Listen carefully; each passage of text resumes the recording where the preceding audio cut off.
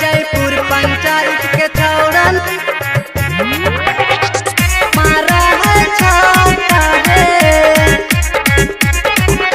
Presented by Muskan Music Fatehpur. लगा है हमर फेल भेलै डेटावा है साथी डेटावा है। जब से माजा मरल कैसर महा जी के बेटावा है। जब से माजा मरल कै यादव जी के बेटावा है।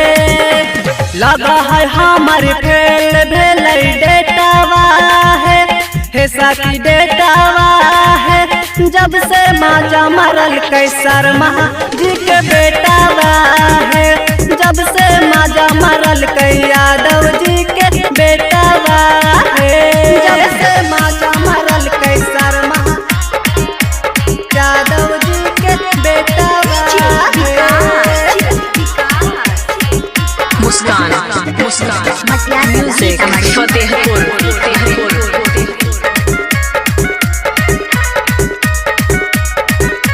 जब से माजा मरल कैसर महा जी के बेटावा है।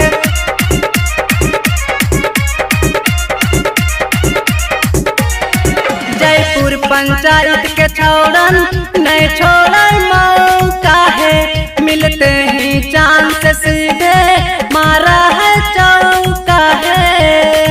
मारा है चौका है। थाना फतेहपुर के छौड़न नहीं छोड़ा मौका है। मिलते ही चांद से सीधे मारा है चौका है।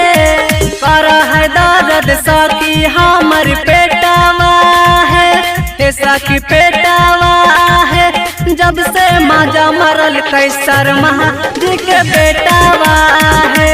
जब से माजा मरल कै यादव जी के बेटावा है।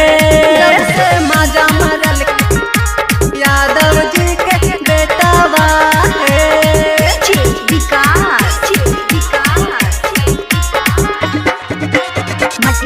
सीतामढ़ी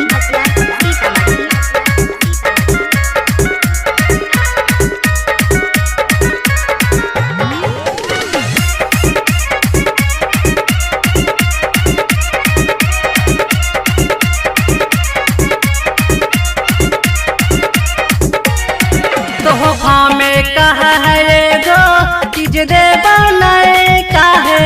देवटी का भावारी के हम ही लैका गे हम ही लैका गे। तोहफा में कहा है गो चीज दे बनाए का गे। रधवा चक धरहारा के हम ही लैका गे। भाव न दे है कपिल और मुकेशवा है सखी मुकेशवा है। जब से माजा मरल कैसर महा जी के बेटावा है। जब से माजा मरल कै यादव जी के